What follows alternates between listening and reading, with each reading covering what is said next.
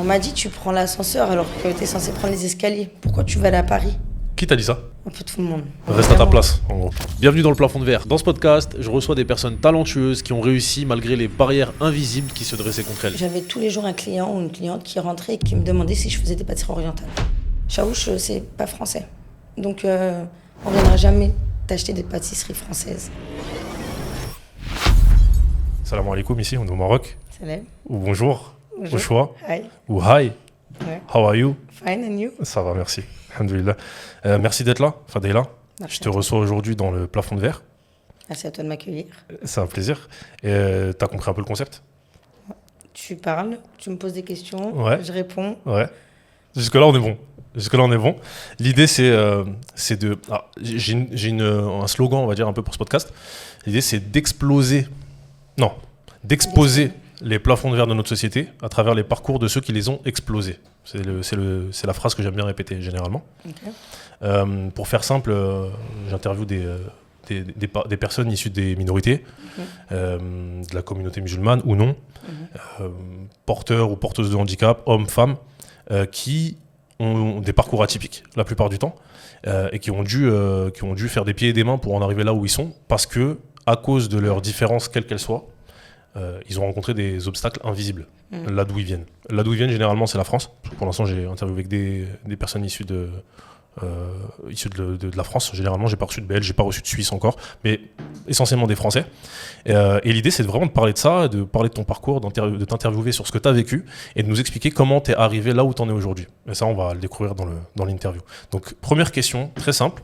Fadela, déjà, je peux te demander ton âge? Je vais sur mes 38 ans. Ok. Aujourd'hui, tu travailles à la Maison Blanche. Je travaille pour le chef de la Maison Blanche. Pour le chef de la Maison Blanche. Et tu viens d'où? Je viens de France, Ok. Paris, Vitry-sur-Seine. Je suis algérienne, de mes parents. Et donc j'ai décidé de partir tenter l'aventure aux États-Unis il y a 4 ans. Comment ça se passe? Est-ce que c'est bien? Est-ce que tu te plais là-bas? Ouais, je me plais énormément. On est sur un autre mindset. C'est un mindset que je cherchais parce que ça va faire presque beaucoup plus, maintenant 10 ans que je suis dans le monde de la pâtisserie en France. Je suis autodidacte, donc j'ai passé mon diplôme toute seule. Et j'ai ce mindset j'ai pour habitude d'aller au bout de ce que j'entreprends et de me dire, tu sais, on te répète souvent, les gens te donnent leurs craintes en te disant que c'est pas possible, tu n'y arriveras jamais. Voilà, ou si tu fais pas d'école, il n'y a rien qui est justifié. Donc j'ai décidé de le faire quand même en candidat libre et de ne pas travailler pour, comme on me le recommandait, des grands. Et j'ai ouvert ma pâtisserie après avoir eu mon diplôme. J'ai donc eu ma pâtisserie pendant près de 4 ans, près de Place de la République, sur Paris. Ok. Et ensuite, je suis partie pendant 2 ans sur Marseille, où j'ai exercé en B2B avec mon business, où je ne connaissais personne. Et je me suis dit, pourquoi pas, en fait, donner cette énergie à me dire... j'avais un rêve qui paraissait impossible et inaccessible, pas parce que ça se fait pas, mais surtout parce que, encore une fois, je te dis, on me disait que c'était pas possible, c'était trop loin. Et j'aime bien me donner des challenges. Et je me suis dit, ok, bon, ben, allons voir si c'est impossible. Tu sais, dans la vie, moi, je suis basketteuse.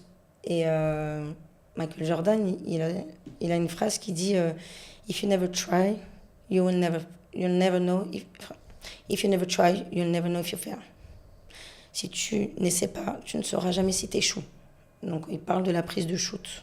Quand tu shootes un panier, prends-le et puis bon, tu le mets, c'est good, tu le mets pas, au moins tu auras essayé.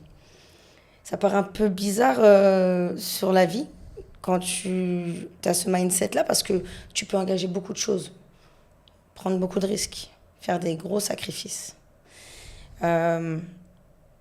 Mais c'est jamais en vain parce que t'échoues pas. Tu as essayé et tu prends en expérience. Moi, aujourd'hui, ce que j'ai engagé pour partir aux États-Unis, j'ai le résultat que je dois encore stabiliser. Parce qu'il n'y a rien d'acquis aux États-Unis. Tu peux être super up, mais tu peux être très down en l'espace de rien, sans même t'en rendre compte. Et ça n'arrive pas qu'aux autres. Ça peut arriver à tes plus proches, à des gens qui ont même des familles. Enfin. Et donc, j'ai entrepris de partir aux États-Unis. Et j'ai commencé à bosser en tant que manager pour un restaurant français. Et puis les occasions, elles ont commencé à se faire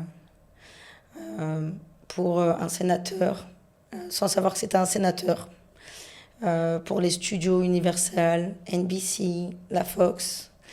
Et puis j'ai ce chef qui m'envoie un message sur Instagram, chef Rush, qui lui est le chef exécutif de la Maison Blanche depuis 4 administrations, et qui m'a dit qu'il voulait me rencontrer parce qu'il aimait bien mon travail. On s'est rencontrés et il m'a pris sous sa coupe en tant qu'exécutive pastry chef. Ok. Première question que je pose très souvent au moment de commencer, même si je pense que tu l'as déjà un peu exprimé. C'est quoi pour toi la définition d'un plafond de verre? Moi, je l'ai vécu quand j'avais ma pâtisserie à Paris. J'avais tous les jours. Alors, je me victimise pas, hein, mais j'avais tous les jours un client ou une cliente qui rentrait et qui me demandait si je faisais des pâtisseries orientales. Et c'était clair, tu voyais ma vitrine, il n'y avait aucune pâtisserie orientale. Il y avait zéro connotation orientale dans mon nom. C'était Little BB Cake. Même pour te dire, je pouvais même pas avoir mon nom Chef Zilou Chaouch. Je me sentais pas, comment dire, non pas que j'avais pas le droit, mais je sentais que, et on me l'a souvent dit, Chaouch c'est pas français, donc on viendra jamais t'acheter des pâtisseries françaises. Et j'ai pris un nom américain alors que ça a aucun sens, c'est de la pâtisserie française. Et du coup, je me suis retrouvée donc à avoir ces clients qui venaient et qui voulaient des pâtisseries orientales. Et en fait, j'ai vu que c'est pas, je dirais pas que c'est lié à mon faciès, mais ouais, je me suis dit, je sais pas si ça va. J'aurais pu avoir cette petite étoile hein, qui me bouscule un peu plus. Je sais pas s'il y a 10 ans de ça, ça aurait pu changer pour moi, du moins sur Paris. Mais j'ai pas senti que j'aurais pu évoluer comme j'ai évolué aujourd'hui aux États-Unis. Et où, en fait, t'as pas de plafond de verre, quoi. T'as juste à pousser une porte. On te prend parce que, déjà là-bas, t'as pas de stéréotype. Niveau professionnel, t'as pas de stéréotype. On te voit. Moi, c'est... on me voit pas comme une Algérienne, on me voit comme une Française. Non pas que je veux pas passer pour une Algérienne, hein, mais enfin, je passe déjà plus latina. Et quand bien même, ça me pose même pas tant de problèmes. On te renvoie pas tes origines, quoi. C'est ça, en fait, l'idée. Jamais. Alors que en France, le premier truc sur lequel on te renvoie alors que tu fais de la pâtisserie française, c'est est-ce que tu fais des pâtisseries orientales? Ouais. Donc si je comprends bien l'idée pour la question quelle est ta définition du plafond de verre, c'est pour toi, si je fais le lien avec ce que tu viens de me dire, c'est quand t'enferme dans une case Ouais. sur la base de ce que tu représentes peut-être physiquement ou autre, c'est ça? Ce serait ça l'idée? Alors, non, je vais te donner une définition. Pour moi, le plafond de verre en France, c'est... on te fait croire que tu peux évoluer, mais il y a des grades. Et même en ayant des rêves, même si tu vas loin, il y aura toujours ce grade qu'on te donnera. Ok. Que j'ai jamais trouvé aux États-Unis. Quand tu parles de grade, tu parles d'étiquette? Ce qu'on te... Comment dirais-je? On te met à un niveau et tu peux plus en bouger, c'est ça? Ouais. Ok. Mais on te donne cette impression que tu peux t'élever. Moi, je savais que j'aurais pas pu m'élever plus que je me suis élevée au moment où je suis partie. Et donc, tu as décidé de partir. Et j'ai décidé de partir. C'est quoi la partie de ton identité qu'on peut retrouver le plus dans comment tu exerces aujourd'hui? Parce que tu parles dans certaines de tes interviews, en tout cas où est-ce que j'ai pu trouver mes informations sur toi, tu parles de ton enfance marquée par les cuisines familiales en Algérie, avec ta grand-mère, ta mère, tes tantes. Ouais. Dans cette enfance, dans ton identité d'aujourd'hui, c'est quoi qu'on retrouve le plus dans ta manière d'exercer? Je dirais une force la force, une détermination. Mon grand-père, avant qu'il décède, il a eu la chance de voir ma pâtisserie. Et il a eu beaucoup de filles, pas beaucoup de garçons. Donc il a été entouré de beaucoup de femmes. Et quand il est rentré dans ma pâtisserie, il m'a dit Ana dert mara. Et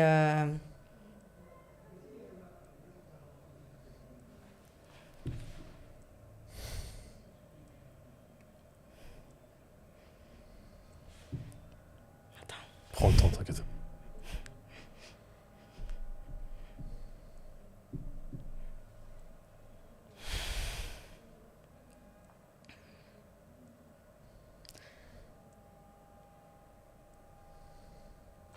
Tu veux des mouchoirs? ouais, s'il te plaît.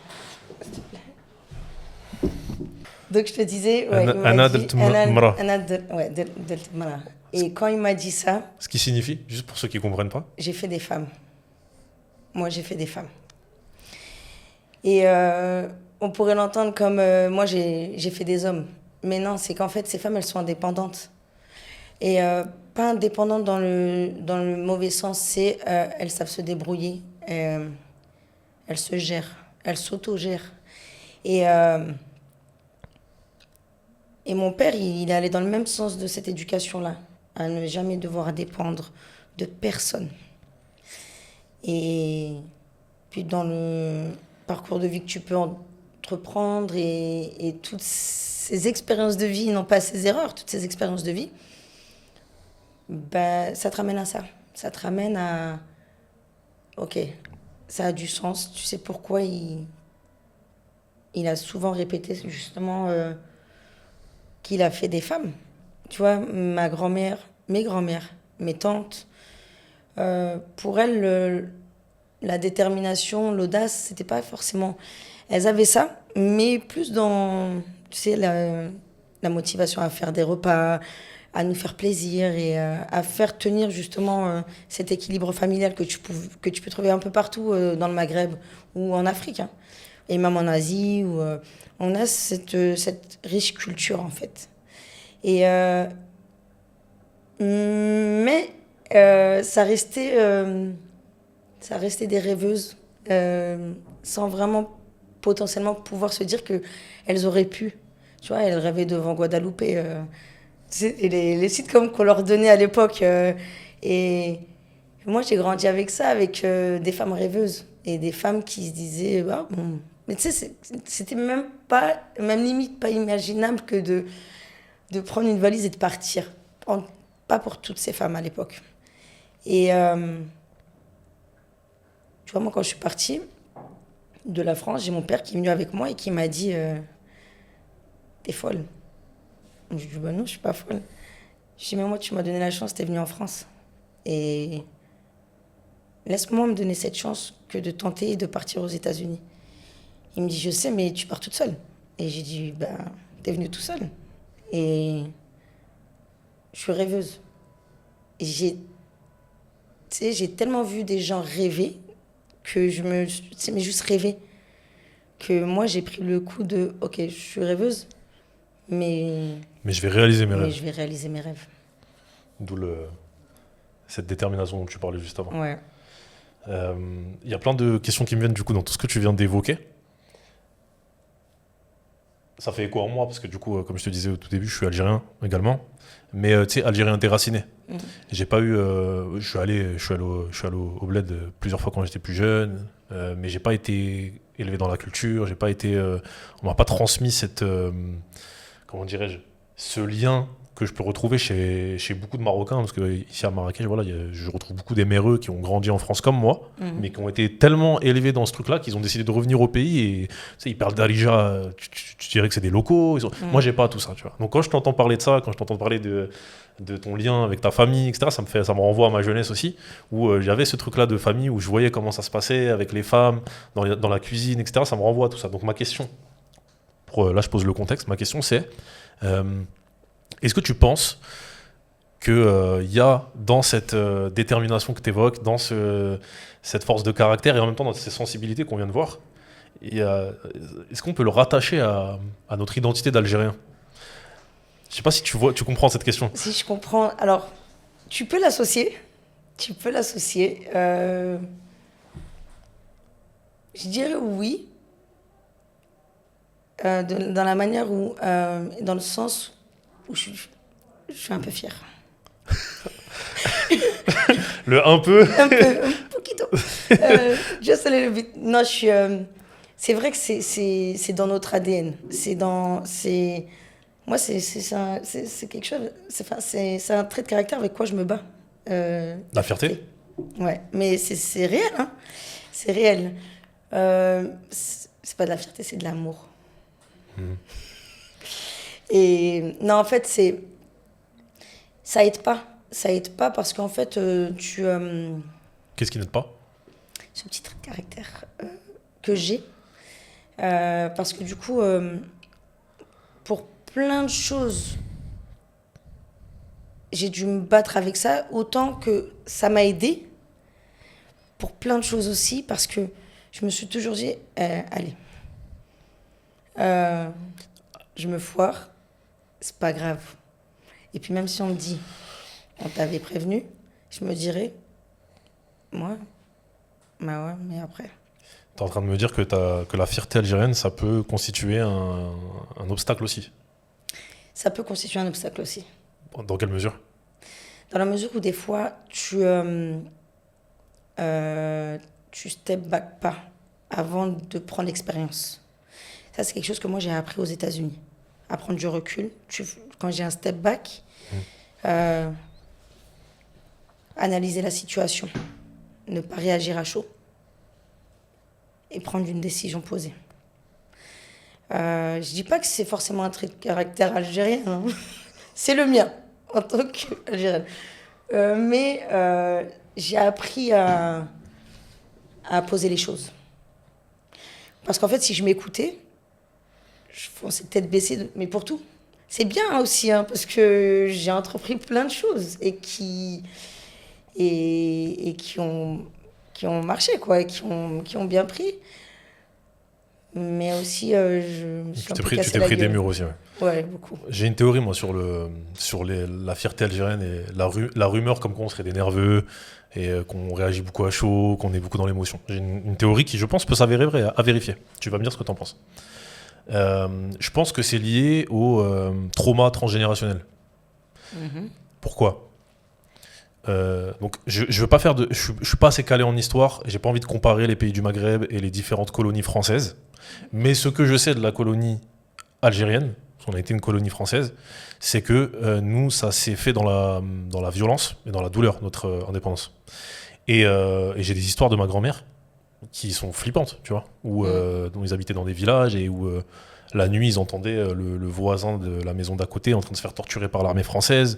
Et tout ça, ça a été transmis en fait de génération en génération jusqu'aux Algériens même d'aujourd'hui, qui aujourd'hui ont effectivement on va dire un déficit dans leur capacité à gérer leurs émotions en mettant la réflexion en amont, tu vois. Ouais. C'est-à-dire qu'on va avoir ce truc-là, nous, ça monte. Il n'y a pas de...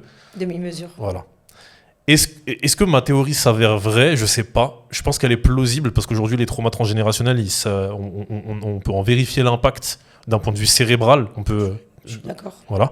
Mais voilà, c'est ma théorie. Qu'est-ce que tu en penses de ça?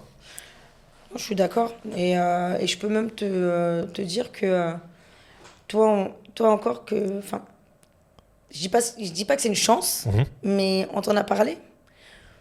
Moi, son père, ils en parlaient pas. Ils en ont jamais parlé. C'était un secret, genre. Ouais. Et moi, je peux même pas te... on peut même pas demander à mon père ce qui s'est vraiment passé au niveau de mon grand-père ou de mon arrière-grand-père. Parce que je crois que même lui, il sait pas. Et je sais juste que mon grand-père est décédé lié, à cause de la guerre, parce que voilà, la fierté, il a pris une balle dans la jambe et il a refusé de se couper, l'amputé. Du coup, ça a gangréné et il en est mort. Mais ça, c'est les conséquences de ce qui s'est passé. Mais oui, je pense que la fierté, elle vient beaucoup, beaucoup de l'histoire. Mais tout le monde ne peut pas comprendre ça. Et je pense qu'il n'y a que les Algériens qui peuvent comprendre ça. Et c'est sincère. Hein. Et j'en veux même pas, moi, aux autres communautés, aux autres pays qui ne comprennent pas parce que ils grandissent pas forcément avec des familles qui ont été impactées avec cette histoire-là. Et à juste titre, on ne peut pas forcément nous comprendre d'autres pays ou communautés qui ont vécu aussi des situations et qui vivent encore des situations de guerre, même si on peut avoir un avis, mais sur leur manière d'être dans le futur ou aujourd'hui, on ne pourra jamais vraiment se positionner. T'as grandi en France du coup et t'as quitté la France donc seulement il y a 4 ans, si j'ai bien compris. C'est ça. Ok. Bah, avant ça, t'es resté en France, comme t'as dit, t'as développé à Paris puis à Marseille. Comment t'as vécu ton identité d'Algérienne à travers ces années jusqu'à tes 33-34 ans? Comment tu l'as vécu? Est-ce que tu l'as ressenti comme une différence ou est-ce que tu t'es jamais dit bah ouais non je suis pas français, je suis algérien? Tu peux me dire un peu plus là sur... Moi, je me suis toujours sentie française algérienne. J'ai jamais vraiment eu j'ai jamais eu ce problème identitaire où je me sens pas française et où je me sens pas algérienne. Certes, je me suis peut-être affirmée en tant que française plus qu'en tant qu'algérienne, parce qu'algérienne c'était facile. Tu dis que t'es algérienne. Et où t'es obligée de t'affirmer à dire quand t'es française, ouais, mais t'es de quelle origine? Moi, je suis française. Pourquoi il y a besoin de dire une origine? Enfin, après, ça se discute parce que on va te dire oui, mais tes parents, c'est pas générationnel. Mais j'ai toujours affirmé que je suis autant française qu'algérienne. Je l'ai peut-être moins mal vécu que plein d'autres gens. Je sais pas si c'est parce que je suis une fille ou si je pense que je suis typée. Donc je sais pas si c'est parce que certains pensent que je suis pas typée ou... Mais je faisais abstraction de ça. Même si je l'ai vécu. Mais j'en ai jamais fait une barrière. J'en ai jamais fait quelque chose où je m'en suis... je sais pas si c'est le terme, mais jamais vraiment... j'ai jamais laissé personne me victimiser sur ce sujet-là. Je me suis toujours affirmée. Tu peux nous parler un peu de... Qu'est-ce que ça fait de lancer un business physique En France, à Paris, dans un quartier... Parce que je connais très bien, moi je viens de Belleville, donc j'ai grandi dans le 19e. Ouais. Donc République, tout ça, c'est ma zone, arts et métiers, les trucs comme ça. J'adore ce quartier, j'adore cette zone-là. Mais je sais aussi que c'est pas une zone très fréquentée par les gens de la communauté maghrébine forcément. Enfin, tu vois, genre... La guerre. Ok. C'est trop dur. C'est vrai? Tu veux nous en dire plus? Comment ça s'est passé? Franchement, déjà, on me l'a reproché, mais encore une fois, je reviens à cette mentalité que j'ai, je fais quand même. Je m'en fous. Et on m'a dit, tu prends l'ascenseur alors que tu es censé prendre les escaliers. Pourquoi tu vas aller à Paris? Qui t'a dit ça? Un peu tout le monde. Reste Ok. en banlieue. Ah, ok. Un peu tout le monde. Reste à ta vraiment. place, en gros. Ouais. Et non, en fait. Mais pas du tout. Et encore, je te dis, c'était il y a 10 ans. Mais je me suis pris ce mur quand même. Je me suis pris ce mur parce que c'était trop dur. C'est des gens qui n'avaient pas forcément l'habitude de se...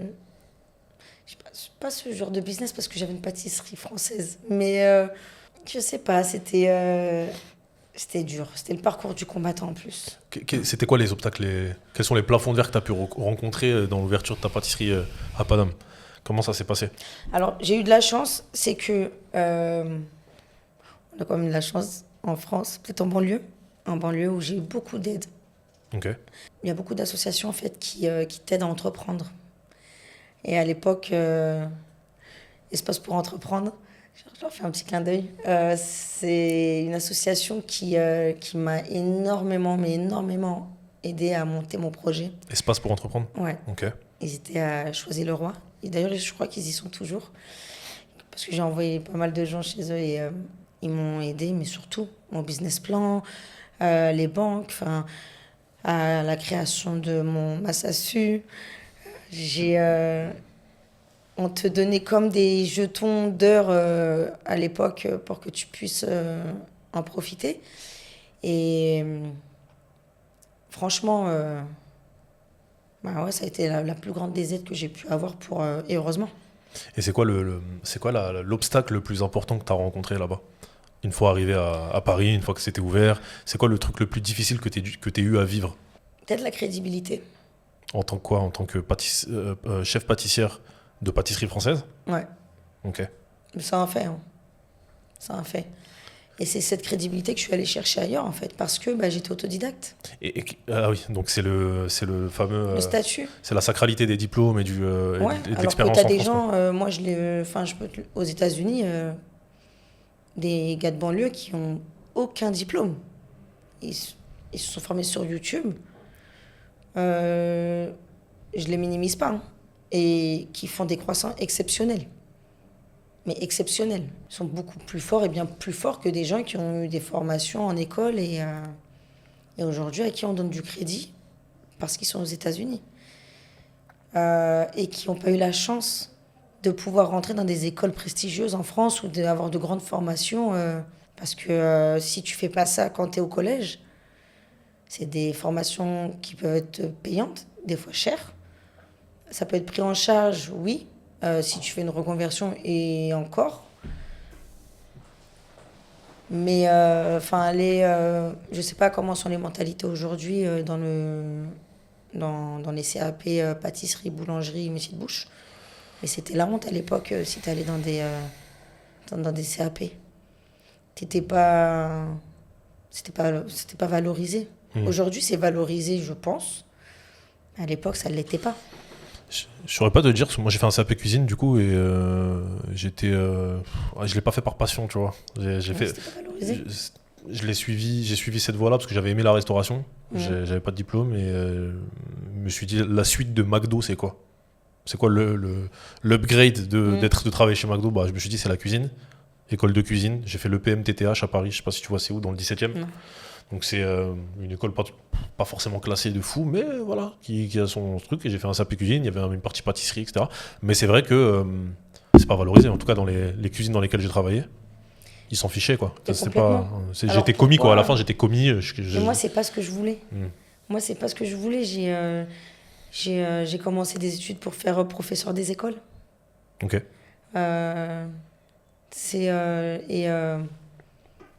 J'en suis sortie parce que j'ai eu l'occasion de me dire tiens, je vais essayer de passer mon diplôme.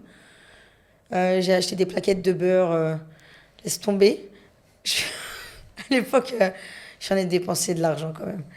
Et puis je me formais dans ma cuisine. Je suis arrivée, moi, le jour du CAP. J'étais jamais rentrée dans un labo. C'était quoi ton épreuve? T'as dû faire quoi? J'ai dû faire une tarte aux pommes, Ok. framboisier, Ah oui. sur le thème de la fête des mères. Ok. On a fait des éclairs, des pains au chocolat, des croissants. Et c'était quoi le temps tarte entremets? Je sais plus. Ça rigole pas, là. On avait 7 heures. Après, ils nous ont dit qu'on pouvait avoir une pause. Tout le monde a dit non, on prend pas de pause. J'avais jamais vu un laminoir. Je savais même pas. Enfin. Et je me suis dit, allez, je m'en fous. Comment t'es parti de Paris à Marseille? Pourquoi d'ailleurs? Pourquoi t'as quitté Paris pour aller sur Marseille? Je suis partie de Paris à Marseille après Covid. Ok. Juste au moment, peut-être Ouais, au moment. Après Covid. J'en avais marre de Paris. Je me suis dit, je suis partie une semaine et c'était trop bien. La qualité de vie, elle était trop belle. Je suis tombée amoureuse de la ville. Et j'ai rencontré une personne qui bossait dans un restaurant et qui m'a vu en fait donner des flyers. Parce que justement, je me suis dit, bon, je vais voir ce que je peux faire avec mon business là-bas. Et il m'a dit, qu'est-ce que tu fais? Je dis, bah, je suis en train de chercher des clients potentiellement dans des restaurants, enfin, pour bosser avec eux en B2B. Il m'a dit, ok, bah, vas-y, bah, donne-moi ton contact et je vais transmettre. Et en fait, ce gars-là, il fait beaucoup de soirées à Marseille. Et puis, bah, voilà, de fil en aiguille, j'ai commencé à travailler pour des restos, bistrots, mais à la carte. Ok. Donc j'étais libre Enfin, j'étais libre. C'est un peu freelance pâtissière, quoi. France, ouais. C'était trop bien. C'est vrai? Bah ouais, on me commandait genre des 10 Paris-Brest là, tarte aux fraises là, fraisier là, mais tu sais, en réassort en fait. Et c'était trop bien. Et je me suis dit, ouais, je peux peut-être faire ça aux États-Unis. En fait, pas du tout, c'est pas ça que j'ai fait. Mais je suis allée dans un tout autre délire. Mais les États-Unis, c'est né quand dans ton esprit? Parce que regarde, si je retrace un petit peu, donc t'as fait des études pour devenir professeur des écoles. Ouais. Finalement, tu t'es lancé dans la pâtisserie. Déjà, qu'est-ce qui a fait le déclic? Pourquoi tu t'es dit, ok, finalement, je veux devenir pâtissière, rien à voir avec Mon premier fils. ton premier fils? Ouais. Pourquoi? Parce que tu faisais souvent des gâteaux, Parce que je lui ai fait son premier gâteau en fait. Ok. Et que je faisais des gâteaux à la base, mais comment dire, pas techniques. Ouais, les gâteaux de maman. Ouais, vraiment le pas fondant au technique. chocolat, le gâteau yaourt, les trucs comme ça. Ouais. Et en fait, alors que bon, ça n'a rien à voir avec la pâtisserie française, mais je suis basketteuse. Et je l'ai mis dans le basket. Enfin, je l'ai mis dans le basket, il faisait 1 an. Mais j'avais l'ambition de le mettre dans le basket, à l'époque déjà. Et j'ai voulu faire un joli gâteau, un cake design qui n'est absolument pas orienté sur la pâtisserie française. Mais voilà. Et il était pas du tout bon. Il était... Je te jure, ils m'ont charrié, à l'époque, j'ai le cousin d'un ami à moi qui m'a dit, ah, il faut du lait pour le faire passer le gâteau. C'était un bâtard. Et voilà, la mentalité, la fierté a fait que... Ah ouais, il est pas bon, bah, je vais devenir pâtissière. Non, mais vraiment, je te jure que la fierté a fait que je me suis dit, il n'y a pas moyen en fait. Et tu me diras plus jamais de ta vie que mon gâteau, il faut du lait pour le faire passer. Et il était bon en plus. Mais... Ton fils, il a aimé ou pas? Mon fils, il a kiffé. C'est l'essentiel alors. Mon fils, c'est l'essentiel. Et ma famille aussi. Mais moi, c'est plus que la famille. Et voilà, et du coup, j'ai décidé de me former. Ok. Donc là, ça déclenche l'envie de te former. Ouais. Tu deviens officiellement pâtissière. Ouais. Et toi, directement, tu deviens pâtissière, tu ouvres une pâtisserie. Ouais. Il n'y a pas de je vais faire des stages, des trucs, c'est direct, j'ouvre une pâtisserie, je me prends pas la tête. Ouais, je me suis dit, il y a des codes. Et en fait, j'avais pas tort, mais pourquoi? Alors, c'est important de mettre des codes et de donner des directions, enfin, comment dire, d'orienter les gens. Mais tu as des gens qui n'ont pas besoin de ça. Peut-être que le commun des mortels, enfin, quand je dis des mortels, le commun des gens a ce besoin. On doit les orienter, leur donner des directives. Et moi, non, j'aimais pas ça, en fait. Et j'aime toujours pas ça. J'avais une envie de m'autogérer. T'avais un besoin d'indépendance.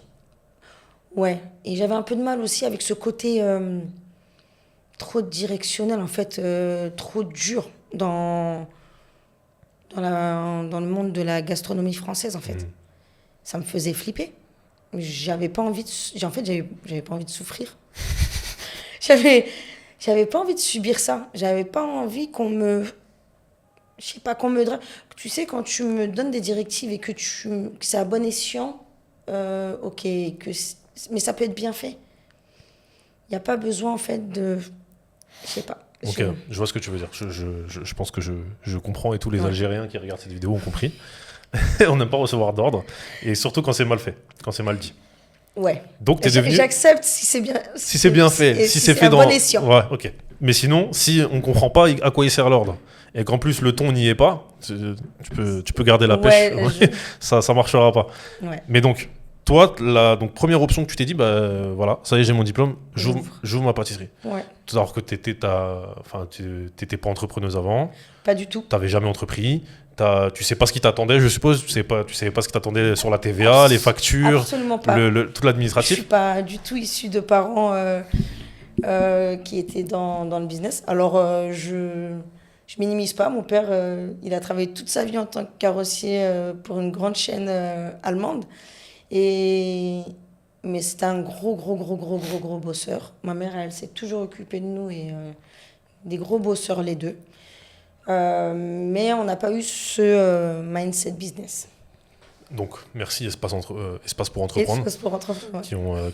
qui t'ont permis d'avancer en sérénité, entre Qui guillemets. m'ont accompagné, ouais. Voilà. Donc, Covid, tu pars à Marseille. Marseille, tu deviens en quelque sorte un peu freelance pâtissière. Ouais. Donc, tu n'as plus ta propre structure, tu n'as plus ton local à toi, etc. Non, mais par uniquement contre, en cuisine, ouais. voilà. Les États-Unis, ça vient quand dans ta tête? Pendant ma période à Marseille, et où je me suis dit, ok, l'énergie que je mets là, et où en fait, ça restait plat.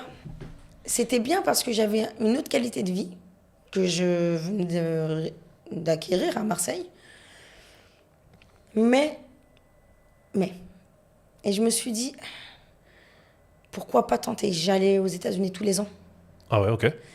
Donc il y avait déjà ce truc-là, tu t'aimais déjà les États-Unis, Ouais, tu t'y ouais. rendais régulièrement, Ouais, ça te plaisait quoi, Bah ouais, je kiffe à la base les États-Unis. d'où le basket. Je suis Ouais. basketteuse depuis que j'ai 8 ans. J'aime le hip-hop, le cinéma. À la base, j'ai été portée sur les États-Unis vraiment par rapport à ça, parce qu'on a grandi dans ça. Et moi, plus les États-Unis que pour les gens qui, eux... moi, je kiffais Dragon Ball Z. Hein.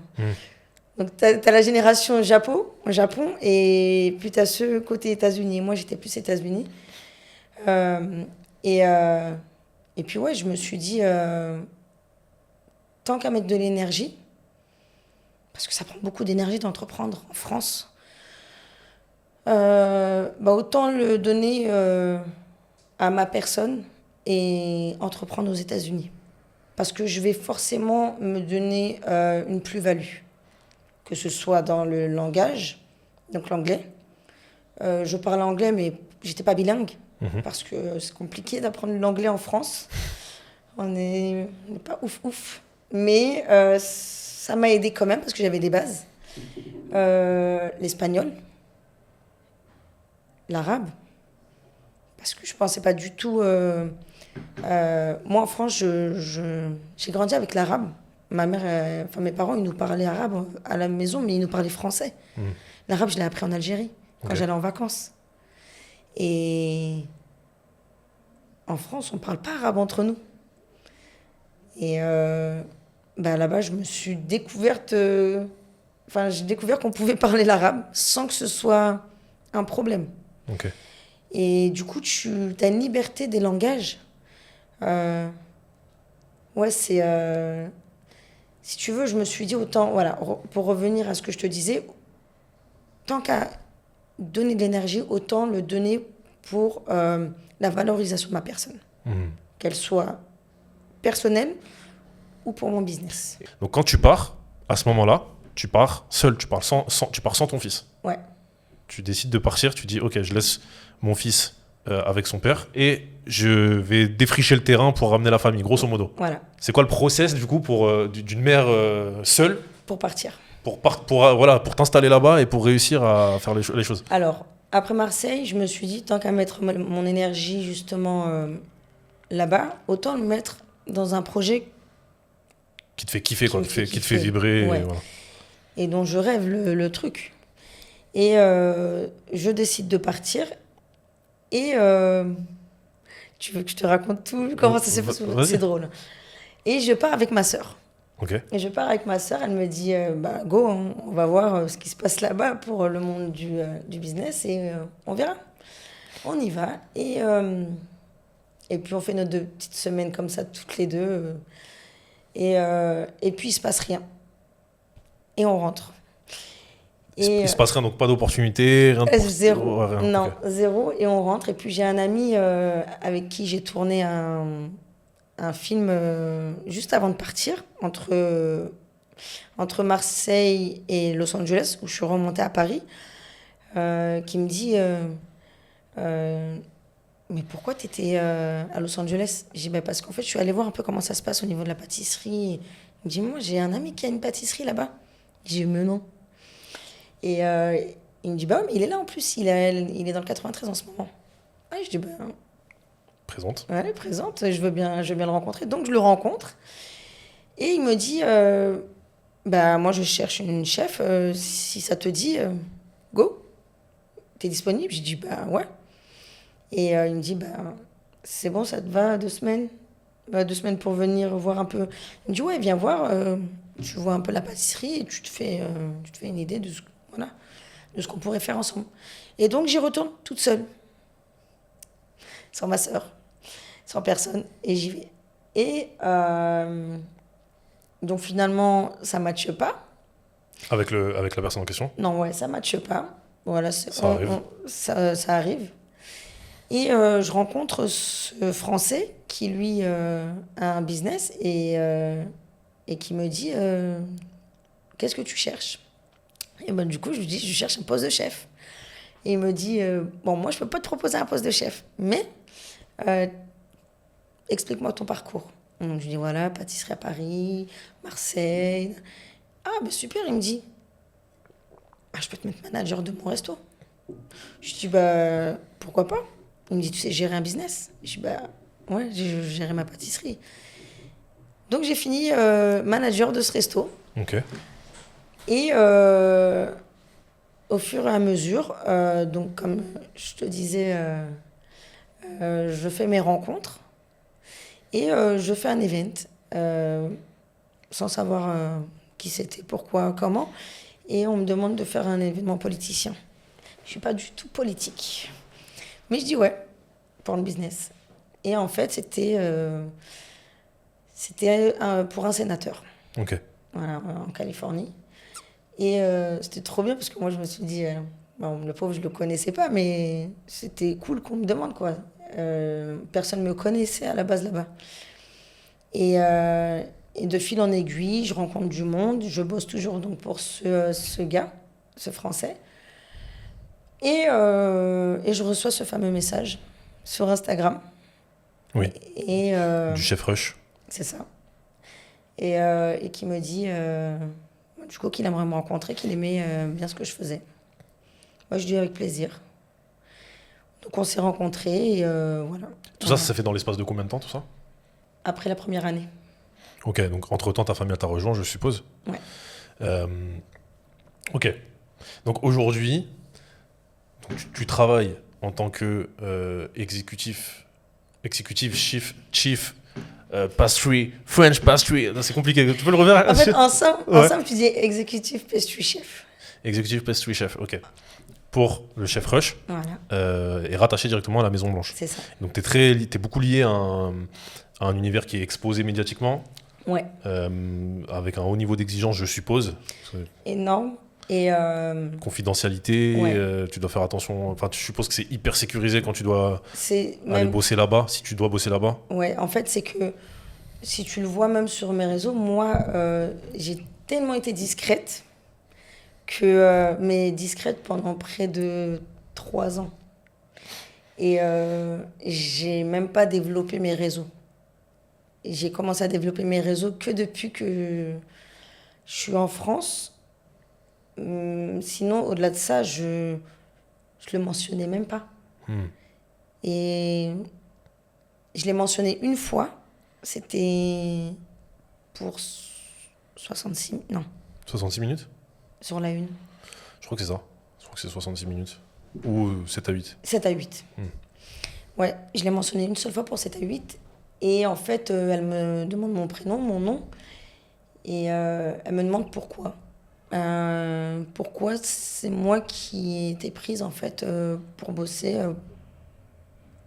pour ce chef. Et je lui dis, il a aimé mon travail. Elle m'a demandé si j'avais eu une sélection au préalable. J'ai dit non. Ok. Et ça s'est arrêté là. Et j'ai plus jamais eu de nouvelles de cette adultes. Et l'émission est sortie, il y a eu... Non, ça s'est arrêté à l'échange prise de contact. Ok, ça leur a pas plu Je sais pas. que ce soit pas une franco-française qui soit sélectionnée. Je sais pas si c'est la franco-française qui dérangeait ou pas, ou si c'est le fait qu'on estimait que j'avais pas, le crédit pour, mais la personne, elle a même pas cherché à savoir mon parcours. Ok. Ça s'est arrêté là. Écoute, moi je me fais une petite idée, mais bon, on laissera C'est dommage pour on elle. laissera les personnes qui veulent s'imaginer leurs histoires. Ouais, Bon, voilà. Mais ça, c'est récurrent. c'est certainement récurrent. Et c'est... Malheureusement. Moi, j'y ai été confrontée. Et j'ai trouvé ça dommage. Je trouvais ça dommage parce que je trouvais que c'était une belle fenêtre peut-être pour moi de pouvoir... exposer le cas. Mais surtout même, ça aurait pu donner des envies et, de développer des rêves même pour les gens. L'audace. À se dire, c'est possible. C'est possible et ça n'arrive pas qu'aux autres d'entreprendre et de rêver et d'aller au bout de ses rêves. On n'a qu'une vie. Pourquoi ça n'arrive pas qu'aux autres? Tu te dis aujourd'hui que tu n'es plus vraiment chef pâtissière, tu es plutôt une storyteller de la pâtisserie. Tu t'es nommée comme ça, ouais. Alors, ouais, parce que... Pourquoi? Parce que j'ai des choses à raconter, en fait. J'ai des choses à raconter, que c'est le mindset aussi qu'on m'inculque là-bas. T'es une brand même. Tu sais, t'es une marque. T'es même plus... Moi, j'ai 2 entités, tu sais. T'as Fadaïla, pour ma famille, mes amis, et j'ai Chef Dilou. Et je le vois qu'aujourd'hui, c'est pas... Pour les gens, c'est pas la même chose. Enfin, il y a des moments où on me voit timide, on me dit, mais t'es timide? Bah ouais. Moi, je suis... Mais ça se voit même pas sur tes vidéos. Non, sur mes vidéos, sur le fait d'entreprendre, je suis pas timide. Mais sur plein d'autres choses, je vais avoir une réserve quand même.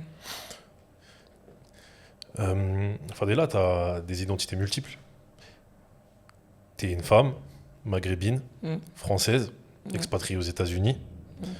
Tu es Fadela, tu es chef Dilou. Tu travailles dans un milieu qui est ultra masculin. Très. Alors aux États-Unis, je ne sais pas comment c'est, mais en France, en tout cas, ultra masculin et ultra blanc.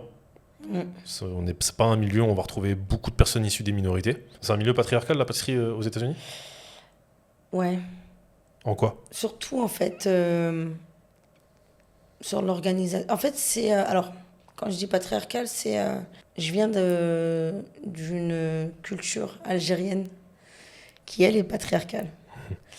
Et je me suis confrontée à la découverte de ce pays à ce niveau-là aussi, mais sans m'y attendre. C'est très homme. Très, très homme. Okay. En France, c'est homme, mais on arrive quand même à faire une petite place quand même. Aux États-Unis, il faut te battre. Ouais. Ça représente un handicap d'être une femme dans ce milieu-là? Ça ne représente pas un handicap, mais c'est pas easy. Moi, la chance que j'ai, c'est que je suis française. Et notre gastronomie est réputée dans le monde, et notamment aux États-Unis. Ouais. Donc ça te permet de sortir du lot. D'avoir ce pass. Okay. Où on est plus doux avec moi. Ok. La personne VIP la plus VIP pour laquelle tu as cuisiné ou tu as créé une pâtisserie? Voire improbable. Il y en a eu beaucoup. Mais je pense que... parce que c'est quelque chose qui vraiment me touche énormément. Je me suis retrouvée un jour et on m'a demandé de faire des zlebia. Alors oui, pour le coup, je ne vends pas forcément de pâtisserie orientale. Mais j'ai accepté de les faire. Et donc, je fais ces fameuses lébias en Californie. Et je les ramène donc à cette soirée. Et je vois sur un papier que c'est écrit Team Disney. Donc moi, je vais voir le gars avec qui je bosse et pour qui je bosse ce soir-là en lui faisant ses pâtisseries. Je lui dis, c'est qui C'est nous la Team Disney, genre. Et parce que je kiffe Disney, mais genre, je kiffe Disney. Et là, il rigole, il me dit, mais non, dis-nous. Je dis quoi? Il me dit, mais c'est Team Disney. C'est l'arrière-petit-fils de Disney. J'ai dit, ah, genre là, je vais faire des gâteaux pour la famille Disney. Des slebia. Il me dit, bah ouais, c'est pour ça que je t'ai demandé si tu pouvais faire des slebia, parce que bon, voilà, ils connaissent les pâtisseries françaises, américaines. Mais là, ils voulaient des pâtisseries orientales. Bon, il y avait slebia, il y avait macaroni, il y avait grioche, il y en avait d'autres, tu vois, mais des slebia. Et ils ont kiffé.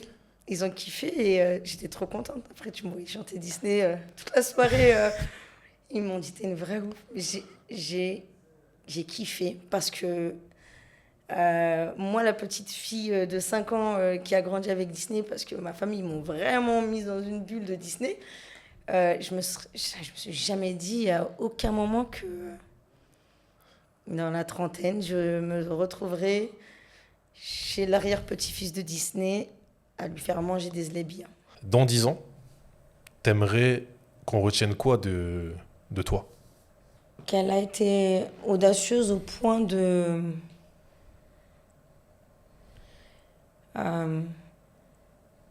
faire une ouverture d'esprit à la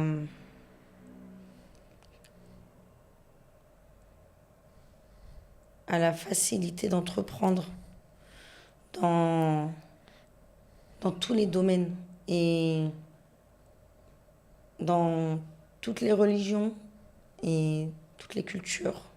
Tu vois, si je peux dire un truc, rajouter un truc, c'est que... Pourquoi je te dis ça? C'est la chance d'être aux États-Unis et d'avoir eu cette chance-là que de vivre ça. Ça m'a permis d'être là aujourd'hui au Maroc. Un pays où moi, par exemple, où j'aurais jamais forcément pensé aller. Pas que je l'aurais jamais fait, mais c'est pas le pays où je serais potentiellement allée. Et C'est quoi le lien entre les deux? entre les États-Unis et le Maroc, Ouais, qu'est-ce qui fait que les États-Unis t'ont permis de venir ici? c'est ce que je dis. J'ai une amie qui est chef ici. Et en fait, je l'ai rencontrée d'une manière un peu spéciale. Je venais d'arriver des États-Unis pour un salon et je devais aller au Japon. Et elle est franco-marocaine. Et elle ne me connaissait pas. Et donc je lui raconte mon parcours et je lui dis je dois aller au Japon. J'ai du business à faire et j'avais des vidéos à faire. Elle me dit je viens avec toi. Je lui dis mais tu me connais pas? Elle me dit ouais mais j'aime bien ta vibe. Elle me dit je sais pas, tout est différente, j'ai envie de venir avec toi. Et je dis bah viens. Elle est venue avec moi et en fait ça s'est tellement bien passé. On a parlé de plein de choses sur lesquelles on était vraiment raccord. Elle m'a dit viens au Maroc. Je suis venue au Maroc et en fait j'ai découvert un mindset vraiment très proche de celui des États-Unis. Les gens, quand je dis ça, ils me prennent pour une folle. Mais ça n'a rien, tu sais, ça a rien de fou. Moi, je parle en tant qu'Algérienne d'un pays qui n'est pas le mien. Et en Algérie, j'ai du mal à connecter. Avec les gens? Avec les chefs. Avec les chefs, ok. Et j'en ai des connexions qui sont extrêmement rares. J'ai réussi à en faire. Et c'est cool, c'est trop cool. Mais il faut nous apprivoiser. Il faut qu'on s'apprivoise même entre nous. C'est comme les Pokémon. On est des Pokémon mignons, tu vois. Pas tous, mais presque. Oui, dans les Pokémon, t'as tout type de Pokémon. Mais ici, au Maroc, j'ai découvert en fait ce mindset américain, mais où il y a encore tout à faire. Et en fait, quand je dis il y a tout à faire, c'est que ils ont déjà tellement évolué sur beaucoup de choses que je retrouve pas forcément en Algérie, que je me dis, putain, c'est trop bien. T'as le mindset des States dans un pays où t'as la culture et l'éducation que j'ai toujours, moi, eue. C'est ouais, c'est magique pour moi. C'est un pays à exploiter, mais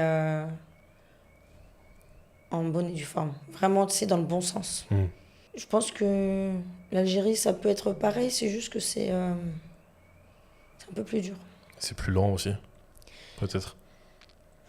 Moins ouvert. Peut-être, ouais. Ça manque d'ouverture. Peut-être. Même avec les gens de leur propre, Ouais. de leur propre peuple, enfin, entre guillemets. Ouais, même si j'aimerais beaucoup... là, je projette d'y aller. J'aimerais beaucoup y retourner, mais en tant que chef. En tant que chef qui vit aux États-Unis et qui a fait ce que j'ai fait, quoi. Mais c'est le Maroc qui m'appelle pour l'instant. Donc, Bah, justement, pour finaliser tout ça, les projets actuels, c'est quoi? J'ai vu que tu proposais des offres de cours, de masterclass, que tu travailles sur le développement de ta personal brand. ouais. C'est quoi les projets qui sont devant toi là, pour la Là, suite? du coup, j'ai des masterclass qui se mettent en place. J'ai une école en Arabie Saoudite avec qui on a programmé ma future masterclass. Ça va aller dans ce sens-là, en fait, un peu partout. Au Maroc aussi. Et puis, développer beaucoup d'autres choses qui sont, elles, encore silencieuses, mais qui arrivent. On y travaille, ok. Ouais. Bah, qu'Allah mette la baraka là-dedans Merci. et qu'il te facilite. Et merci d'avoir participé au podcast Le Plafond de Verre. C'était vraiment un honneur de te recevoir. C'était Merci cool. à toi. C'était différent de tout ce que j'ai fait jusque-là. Ouais. Parce que voilà, déjà, t'es la première Algérienne. Alors là, ça, c'est un honneur pour moi. T'es la première Algérienne qui vient dans mon podcast. Et en plus de ça, t'as vraiment une histoire, t'as vraiment un parcours très inspirant. Et Inch'Allah, on a plein de vidéos, plein de reels là qu'on va pouvoir exploiter, en plus de la vidéo YouTube. Et ben, je suis contente. Fadela, merci beaucoup. Merci à toi. C'était cool. Ouais.